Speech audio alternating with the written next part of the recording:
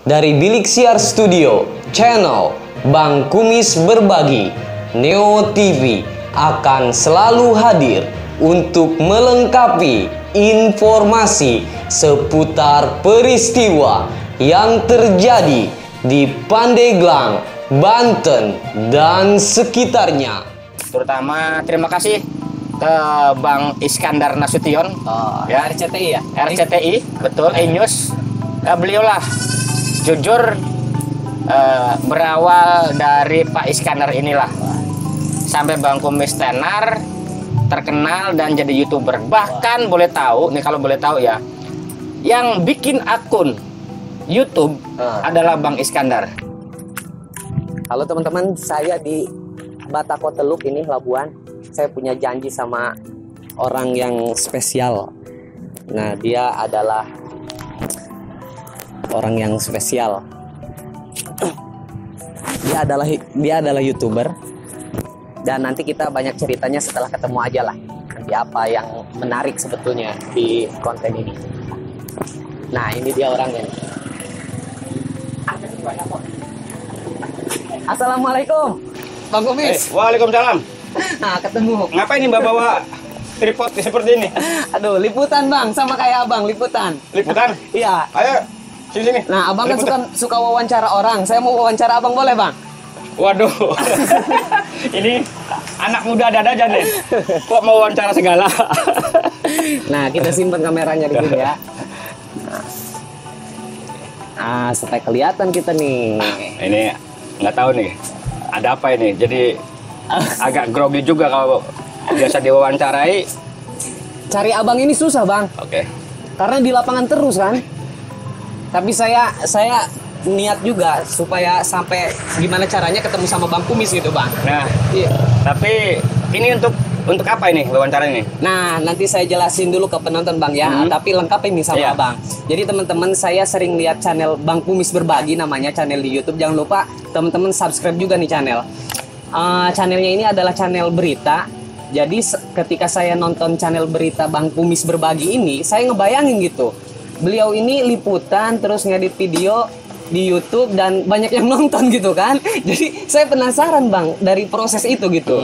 Nah, kalau menurut Abang itu channel Abang itu bener nggak saya ngomong ini channel berita gitu? Saya kira ya lebih tepatnya peristiwa ya. Oh, peristiwa. Karena Bang Kumis, karena harus dibedakan antara berita dan informasi. Oh, ada bedanya itu Bang? Beda. Sebenarnya kalau berita ya, menurut sepengetahuan Bang Kumis, mohon koreksi teman-teman media, jurnalis atau wartawan ya. Karena pada prinsipnya kalau berita itu hasil karya seorang wartawan. Kalau berita ya? Berita, tapi informasi siapapun bisa.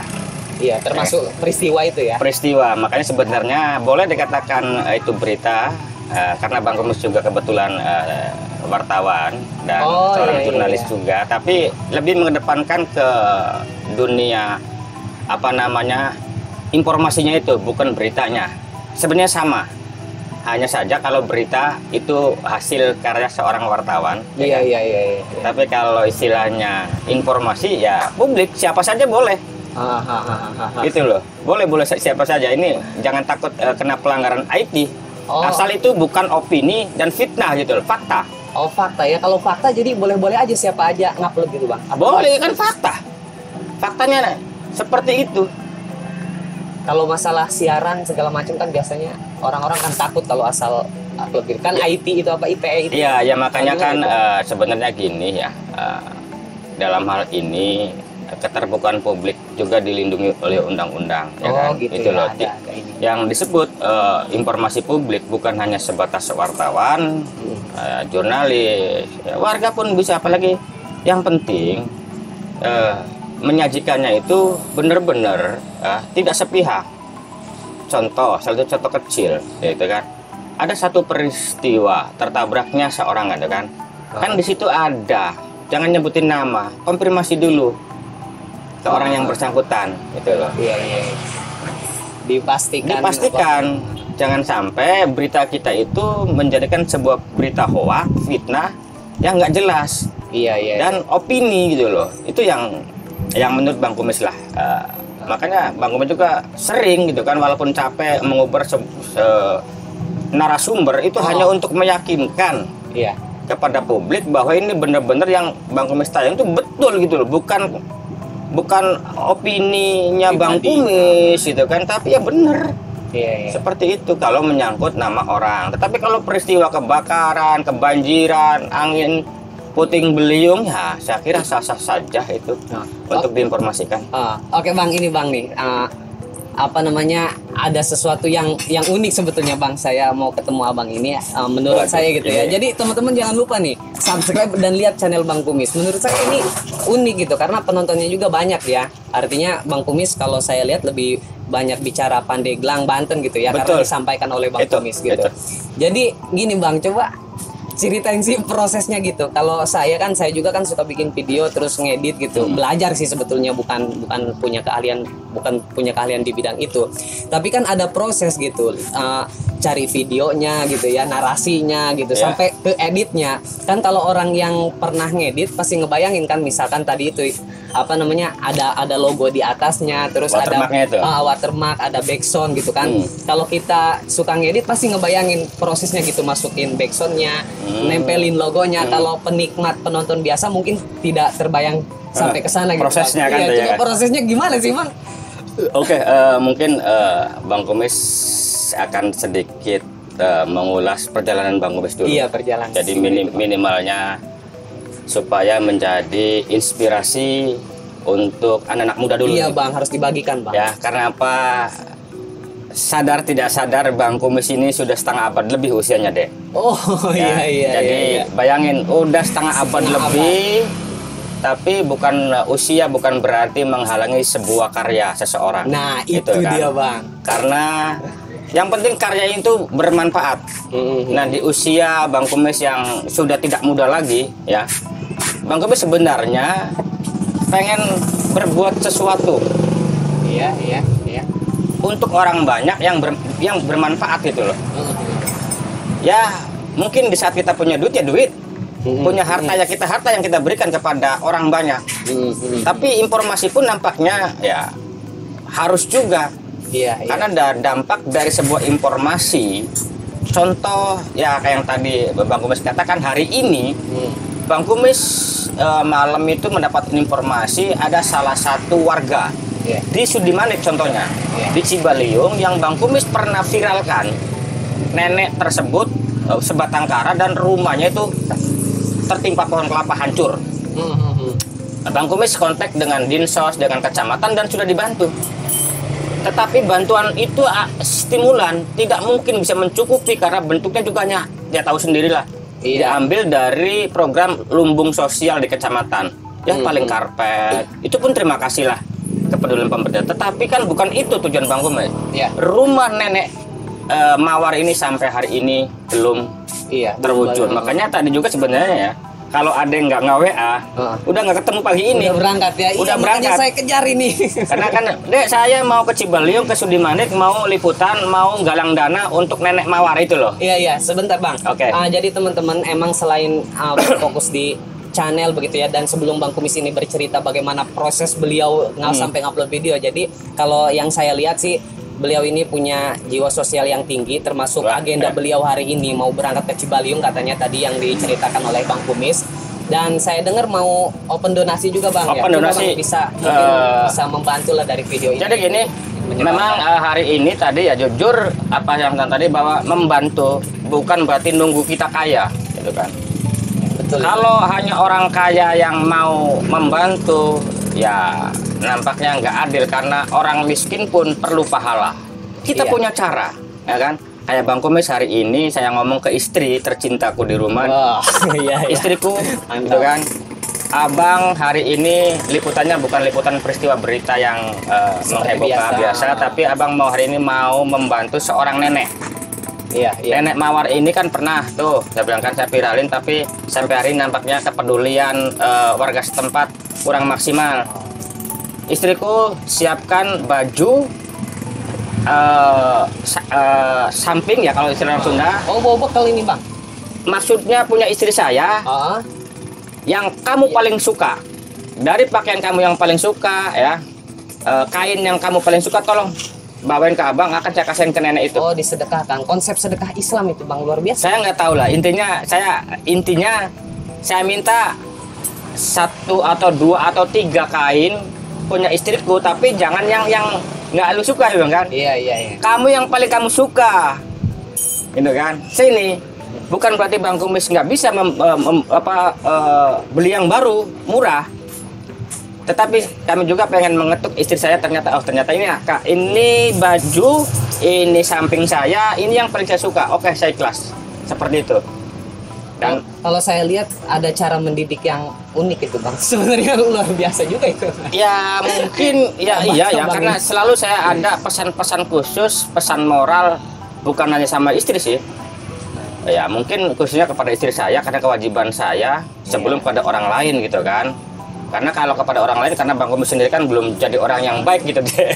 Tapi menurut saya itu loh. Mantap. Nah, kalau orang mau ini bang, mau tadi abang kan lagi galang dana untuk donasi. Orang misalkan mau menyalurkan donasinya gimana? Nah nanti makanya hari ini Bang Kumis mau koordinasikan, jangan sampai ada miskomunikasi sama warga Cibaliung, sama Muspika Cibaliung ya kan? Karena Bang Kumis kan jauh dari Labuan, mau tiba-tiba ke Cibaliung. Namanya uang kan sensitif deh. Iya betul. Ini jangan-jangan ini Bang Kumis hanya untuk kepentingan pribadi. Iya kan? Iya. Cari dana ke sini sudah dapat mah dipotong. Oh, alam. Saya tidak punya maksud ke situ. Makanya hari ini sebelum donasi ini dibuka, mungkin saya juga mau mendatangi si nenek tersebut dan nanti saya koordinasikan dengan tokoh masyarakat, dengan Muspika, yuk bagaimana caranya agar tujuan kita sama untuk membangun rumah nenek Mawar ini agar terwujud. Iya. Itu. Dan target saya 10 hari harus beres. Ya teman-teman, jadi kalian pantau aja channel Bang Kumis Berbagi. Nanti mungkin akan di-share di situ bang. Ya mungkin kalau gitu. ada buka donasi segala macam gitu, jadi bisa di situ. Nah bang, balik lagi nih ke pertanyaan saya. Saya masih penasaran ini. Boleh. Gimana itu prosesnya bang? Kayak ya pokoknya video-video abang itu diprosesnya kayak gimana sih? Jadi sebelum ke proses mungkin agak panjang atau dibikin episode nanti. Saya yakin Dek Yogi ini bisa ngeditnya mana bagian-bagian yang pertama menjadikan sebuah tontonan yang menjadikan tuntunan. Sebuah episode 1, 2, 3 bahkan 10 pun bisa. Iya. Ya kan itu loh. Iya betul. Nah karena ya jujur bukan berarti Bang Kumis sok sibuk nggak menerima teman-teman yang lainnya, tapi kadang-kadang Bang Kumis juga kan tahu sendiri. Emang sibuk beneran sih. Itu loh, pagi-pagi Bang Kumis kadang-kadang ini sarapan juga di tukang bubur nih. Ya, ini di tempat sini bubur karena memang nggak sempet ya. Nah kalau bicara proses editing kita jangan kesana dulu deh ya, agar ini menjadikan inspirasi. Kok Bang Kumis bisa jadi YouTuber? Iya bang, ceritain itu. Kok Bang Kumis sampai bisa jadi wartawan tanda kutip yang terkenal gitu kan? Aneh saya juga. Akhirnya saya sedikit nyomongin diri nih ya. Boleh kan? Maaf bang, kalau tampang kan biasa-biasa aja gitu ya. Itu persoalan bicara tampang nanti apalagi mungkin akan lebih kaget lagi masalah basic pendidikan, gitu kan? Wah, ceritain jadi bang, gini. harus ini. Tapi minum dulu ya. Tapi ini bukan iklan, sengaja saya tutup mereknya. Ya. Wah, pokoknya jangan kemana-mana, ini bakal berbagi inspirasi soalnya. Mudah-mudahan ya banyak manfaat lah pokoknya daging semua ini. Tapi nggak apa-apa untuk channel Ade ini bebas ya. Oh bebas. Sambil merokok juga ya. Saya juga ngerokok. Nah itu. Ya Santai pemirsa, aja, sebenarnya rokok itu tidak baik. Untuk anak-anak nggak usah ikut merokok dulu lah. Jangan diikutin kalau ngerokok. Tapi bukan berarti ya ini mau nggak mau ngobrol tanpa rokok nampaknya. Sorry, bukan iklannya. Intinya sebenarnya ya menurut dokter ini rokok merusak kesehatan lah. Itu mah kembali lagi pada diri sendiri. Silakan yang mau merokok ya silakan. Ya enggak ya silakan. Tapi yang mau merokok, yang penting kalau bisa mah jangan utang sama warung kecil, kasihan. Ke Alfamart aja buat diedit ya mah. Gak apa-apa. Hajar aja Alfamart tuh, ngapain? Orang kaya ngutang sama tetangga pas kontan mau ke Alfamart kan enggak. Ini bener. Ini sambil sebelum cerita nih ya. Bang. Nih, hidup bertetangga. Sebenarnya sepele, membantu tetangga itu mudah. Iya. Nggak mesti kita nyumbang uang, nggak mesti kita nyumbang beras. Salah satu perilaku warga 62 ini. Alfamart, Indomaret di mana-mana ada. Ada di itu kan, dan semua berduyun-duyun. Itu kan, nggak tahu karena mereknya, nggak tahu apanya. Iya. Tapi sadarkah kita bahwa di lingkungan kita banyak warung-warung kecil, warung-warung seorang janda, seorang nenek yang pengen dibeli, kan itu loh. Nah, begini kalau jiwa sosialnya tinggi. Dia kadang-kadang hanya sebutuh yang di situ ada kok. Iya. Ke Alfamaret. Ngomongnya apa, di sana harganya lebih murah. Jangan bicara murahnya, hanya berapa, selisih 500 perak aja kok dipersoalkan. Apakah nanti kalau mati yang gotong Alfamaret? Iya, tetangga yang... Tetangga, apakah rumah kebakaran gara-gara gas bocor terus orang Alfamart yang bantu? Iya, nah penting ini. Jangan ke situ larinya.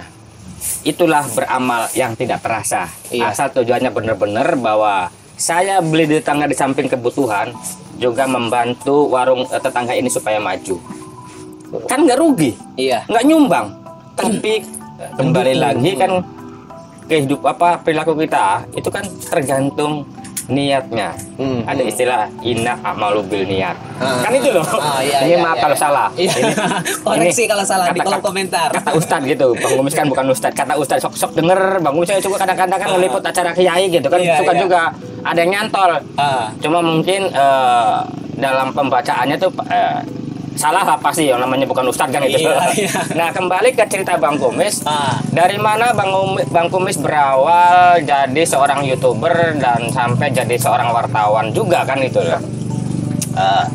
Pemirsa mungkin kita flashback ke belakang, nampaknya semua tahu dalam satu peristiwa tsunami di Banten.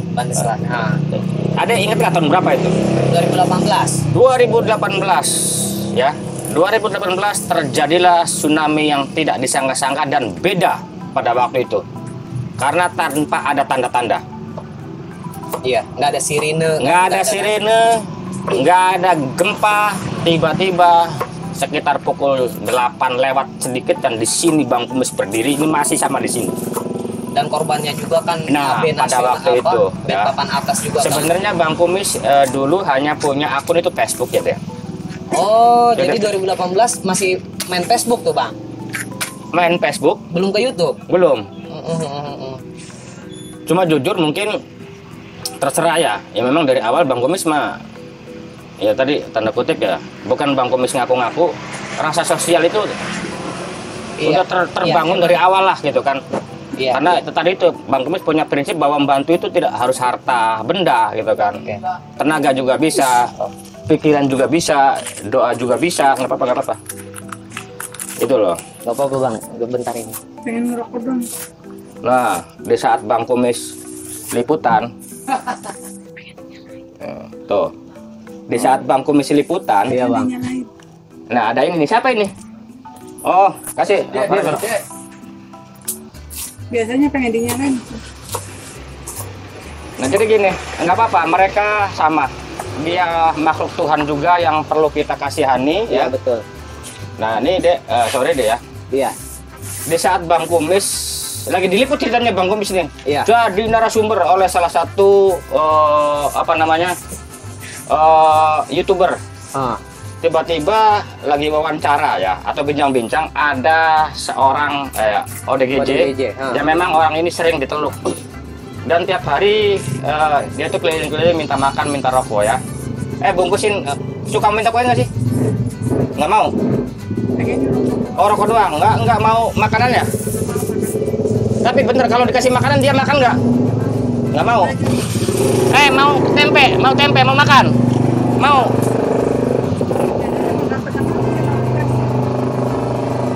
Ini mau nggak? Mau tempe, mau? Minumnya mau nggak? Udah ya? Nah, ya itu sudah lewat. Maaf ya kayaknya. Sorry deh ya. Nggak apa-apa. Kita lanjut lagi. Iya. Tadi lagi asik nyeritain awal tsunami, datang seorang ODGJ ya, atau disebut kalau perlu cepat orgil gitu kan. Tapi nggak tepat lah itu. Ya seperti itu, tapi nggak apa-apa, nggak merasa terganggu. Iya nggak apa-apa Bang. Nah terus gini deh ya, di saat tsunami itulah Bang Kumis bukan seorang YouTuber apalagi wartawan, karena itu bukan dunia Bang Kumis sama sekali, bahwa hidup itu tanpa direncanakan. Kalau memang Tuhan menghendaki kita mau jadi apa, mau kemana, itu pasti terjadi. Iya. Kayak Bang Kumis tidak pernah menghayal, apalagi mengharapkan jadi YouTuber tanda kutip yang tenar di Pandeglang. Tapi itu takdir sudah menentukan seperti itu. Jadi takdir yang membawa Bang Kumis ke arah situ, bukan kemampuan. Tapi penontonnya banyak ya, walaupun nggak niat-niat. Nah, berawal dari tsunami itu ikhlas ya. Bang Kumis waktu itu dicemooh sama beberapa orang temen juga, yang nggak tahu dia bercanda. Sok jadi wartawan, sok jadi apa sih itu tujuannya? Semuanya di video gitu loh. Semuanya apa-apa di video, apa-apa di video. Nah, sebenarnya Bang Kumis pada waktu itu punya pikiran, Bang Kumis, Bang Kumis tidak punya harta benda, tapi minimalnya informasi yang kami sampaikan ke dunia gitu loh. Iya kan? Iya. Bahwa di sini seperti ini. Ya kan? Nah, alhamdulillah deh, dengan keikhlasan tersebut ya, sampai rumah Bang Kumis kan kena juga. Oh, rumah Abang kena. Saya nggak tahu. Karena Bang Kumis keluarga waktu itu udah ngungsi. Oh iya. Nah, sampai rumah Bang Kumis kena banjir segini dan toko semuanya habis, Bang Kumis nggak tahu karena Bang Kumis lagi di lapangan lah, di lapangan liputan untuk menginformasikan kepada dunia bahwa di sini ada tsunami. Iya. Nah, karena apa? Satu-satunya dokumentasi yang paling terlengkap saya kira Bang Kumis pada waktu tsunami. Tuh, boleh dicek Karena itu. dari awal ya, dari awal peristiwa, di saat orang ketakutan adanya ombak datang, lari ke gunung, bahkan Bang Kumis larinya ke laut untuk mencari sumber informasinya. Gila ya. Untuk meyakinkan bahwa ini tsunami atau enggak. Karena Bang Kumis waktu itu sampai marah-marah kepada warga yang lari. Saya bilang, Anda jangan bikin gaduh orang, jangan bikin resah, panik ya. Lu ngomong tsunami, Bang bener Bang itu airnya. Dari mana lu air, ngomong air?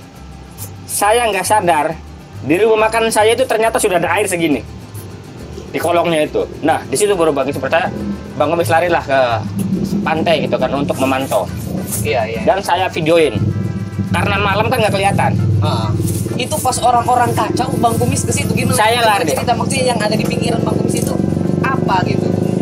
Ya saya sendiri nggak tahu deh, jujur aja. Kayak Bang Kumis itu hilang rasa takut. Ya. Di saat orang lari menjauh ke adanya ombak, adanya tsunami, justru Bang Kumis pengen tahu. Bener nggak gitu, meyakinkan. Oh, buat memastikan doang ini. Untuk memastikan. Nah, dan ternyata itu bener ya. Makanya ombak gede itu Bang Kumis ada hanya malam gitu. Orang waktu itu panik, ketakutan, ada videonya semua. Bang Kumis berlawanan arah. Di saat orang lari ke sana, saya ke sini kan berarti gitu loh. Iya. Sambil megang HP dan ada di YouTube, di Facebook pada waktu itu. Nah, itulah. Di pagi hari, Bang Kumis subuh-subuh sudah nongkrong di pantai dan di situ menyedihkan banget. Kacau, berantakan semua, dan itu bener itulah di situ Bang Kumis merenung. Apalagi di sini nih ya. Iya, pokoknya ini lokasi pinggir pantai ya. ini Guys, terbesar di sini, sana habis semua. Itulah sebuah tsunami pada tahun. Kita singkat saja deh ya. Nah, singkat cerita, karena mungkin ternyata video-video Bang Kumis itu bener-bener bermanfaat. Dunia tahu, Indonesia tahu bahwa di sini tsunami, dan beberapa hari kemudian bantuan pada datang. Melihat dari tayangan Bang Kumis. Iya. Dan yang paling nggak disangka-sangka, Bang Kumis dicari oleh beberapa awak media dari televisi nasional. Ya, terutama terima kasih ke Bang Iskandar Nasution. Ya, RCTI ya. RCTI, betul. E-News. Beliaulah jujur berawal dari Pak Iskandar inilah sampai Bang Kumis tenar, terkenal dan jadi YouTuber. Bahkan boleh tahu nih, kalau boleh tahu ya, yang bikin akun YouTube adalah Bang Iskandar. Waduh. Terima kasih Bang Iskandar dari RCTI ini. Beliaulah yang menyuruh bikin, Bang, katanya pada waktu dia datang ke posko saya, Bang kenapa nggak bikin YouTube aja? YouTube gimana Bang? Ya YouTube. Saya orangnya ya, nah ini sedikit tahu ya. Apa? Bang Kumis itu ya jangankan YouTube, orang HP aja pakai. Kebetulan saya kan HP jadul awalnya. Dipaksa lama saya anak saya, Pak, Bapak kan sering komunikasi dengan kenapa nggak, saya nggak ngerti deh, saya bilang kan. Susah. Gaptek. Susah saya juga. Wah. Gimana cara nge-WA deh, nggak ngerti saya bilang kan. Iya. Tapi dipaksa. Sebelum tsunami kayak ada satu inspirasi yang akan timbul, itu HP ya, pada waktu itu masih bukan HP yang kayak gini ya. Memorinya juga aduh udah dikasihlah sama anak saya itu. Nah makanya saya bisa live gitu kan. Iya, gitu aja ya kayak gitu aja, dan videonya ya yang namanya kita bukan orang kameramen kan ya asal.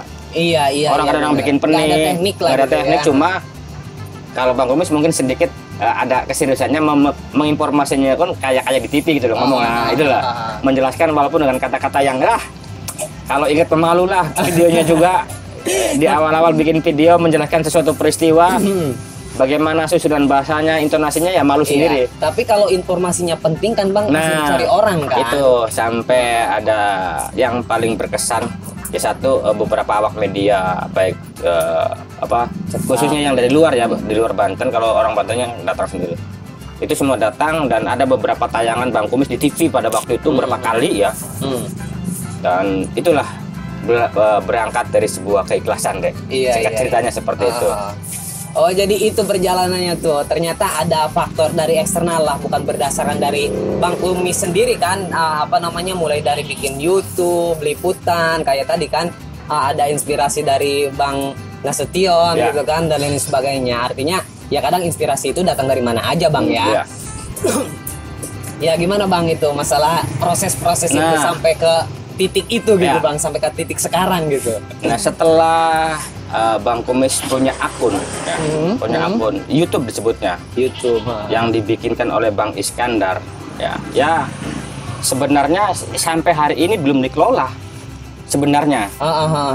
Beda dengan mungkin youtuber yang punya tim. Kan saya lihat kadang-kadang anak muda di sini, saya suka ngeliat juga ada 5 orang 6 orang gitu kan, pakai seragam YouTuber. Salut. Mantap itu. Yang videonya siapa lagi gitu kan, nyiapin materinya siapa, nyiapinnya gitu kan. Saya tahu, hebat nih anak-anak muda kan itu. Saya salut, dan perlu kami informasikan ya untuk anak-anak muda, sebenarnya ini satu peluang di saat Indonesia susah untuk menampung tenaga kerja ya, baik lulusan sarjana SMA sampai SD dan enggak yang sekolah pun kan butuh pekerjaan deh. Iya betul. Tapi nampaknya Indonesia memang kita harus akui bahwa penyerapan tenaga kerja di Indonesia kan masih minim. Iya betul. Kalau kita larinya ke sektor formal, makanya sebenarnya ya ngapain gitu loh. Ngejar-ngejar pegawai negeri, ngapain? Silakan Anda ngejar pegawai negeri, silakan. Tapi harus diingat, lulusan sarjana, lulusan sekolah dengan penerimaan tenaga kerja kepegawaian kan jauh. Jadi persaingannya kan ketat banget. Mungkin dari 1 juta orang mungkin hanya 2 orang lah. Apa kita mau masuk ke kompetisi itu? Ngapain itu loh? Ini ada kompetisi yang terbuka lebar dan siapapun pasti diterima. Tanpa nanya lu ras apa, agama apa, pendidikannya apa, hanya di YouTube gitu loh. Semua boleh masuk. Dan gajinya itu kan bukan rupiah. US dollar loh. Makanya ayo kita berkarya gitu loh. Bagi anak-anak muda yang bener-bener punya kreativitas, punya basic pendidikan kayak Kang Yogi, saya sudah lihat sudah bagus. Loh Bang Kumis nih ya. Ini mudah-mudahan jadi inspirasi buat anak-anak muda nih. Pertama, bahwa YouTube itu masih menjanjikan untuk mendapatkan satu penghasilan asal gitu loh kan. Apa itu triknya? Asal itu, kita mau berkarya ya kan, dan berkarya dulu nih. Dan yang paling utama kalau mau jadi YouTuber, jadilah diri sendiri. Jangan itu dulu ya. Lain, jangan ngikut-ngikutin persis gitu Bang ya. Jangan ngikutin lah pokoknya, itu udah terkenal kita ngikutin itu. Capek orang sudah jauh berjalan, kita baru memulai. Lagi ya, yang namanya meniru kan nggak mungkin sama. Setiap orang kan punya keunikan Bang ya, setiap orang. Jadi itu apalagi mau meniru Raffi Ahmad, orang wajahnya wajah pas-pasan kok. Raffi Ahmad lagi yang mau ditiru. Nggak mungkin lah, orang akan nonton Raffi Ahmad daripada ente gitu loh. Betul. Bikinlah dari sini kayak Bang Kumis itu, ya kan? Ini modal wajah pas-pasan ya kan? alhamdulillah rezekinya ngalir kan gitu loh. Rezekinya ngalir. Karena berangkat dari sebuah ketulusan dan terus berkarya untuk orang banyak yang bermanfaat itu loh. Iya, iya betul, betul. Bikin kontennya ya kalau mau ya menghibur lah. Bikin hiburan kan karena dunia ini kan juga butuh hiburan. Iya dong. Kan ada kreativitas anak muda tuh kan. Bikin acara apa namanya kayak sinetron lah. Iya. Salut tuh kan. Tapi Gitu. sekarang bikin film juga bisa bang ya, banyak aplikasi-aplikasi Gampang gitu. banget. Tinggal maunya ya. Nah, tinggal maunya gitu kan jadi seorang YouTuber. Apakah mau yang berkelompok? Mangga. Mau sendirian? Mangga. Itu pun ada min plusnya. Baik Bang Kumis yang kerja sendiri ataupun yang berkelompok ada itu. Iya. Kalau rezeki mah ngikutin bang ya. Nah Udah itu. ada Nah kreativitas terus ya. bagaimana sampai Bang Kumis bisa ngedit, bisa apa gitu kan? Nah jangan kemana-mana ini. Inti ini. Nah ini nih. Pak. Saya khawatir itu mic-nya tuh ketelen. Khawatir ketelan. Masih. Duduk. Kenapa? Wah begini nih kalau. Nah, pemirsa, di Sama saat senior. Bang Kumis lagi di podcast ceritanya nih Pak. Iya pak. Ini ada anak muda yang bernama Yogi. Ini YouTuber juga, pemula. Nah dia tuh menarik lihat Bang Kumis, Iya, suka nonton. inspirasinya gitu kan. Dia udah bagus nih. Dari kemarin nelfon terus nih janjian, saya bilang nggak bisa gitu kan. Waktunya ya udah abang hari ini mau di mana? Saya ada di sini. Saya lagi sarapan nih. Saya tadinya mau ke kantor bapak juga, ada yang mau ngobrol nantinya. Gitu loh. Boleh. Sekalian nah ini. Iya betul. Itu loh ya. Gimana? Nah, nih saya gini, mungkin sekalian deh ya. Iya silakan Diminta bang. pendapat Mantap ini. bapak ini ya. Mungkin bapak juga bisa diperkenalkan ke netizen Gang Yogi. Bapak itu siapa dan dari mana gitu. Asalnya. Iya. Boleh. Kok monggo kenalin dulu Pak. Terima kasih waktunya Pak Iya, Kumis iya. dan Mas siapa?